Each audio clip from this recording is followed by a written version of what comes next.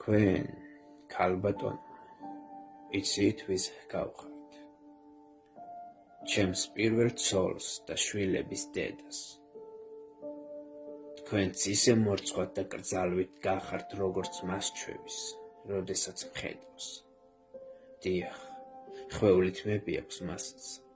თქვენს მსგავსად ძალზე ღიმილი შვენის.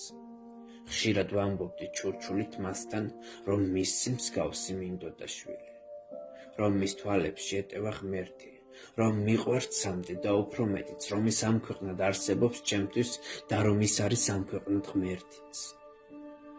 სიტყვა გამიგრძელდა, ჩემო ქალბატონო, შენდობას მოვითხოვ იქნებ და დაგღალით, იცით, ქალბატონო, სიგრძე მეწვია, ცაზე ვარსკვლავები, მიტომაც ავთვალე.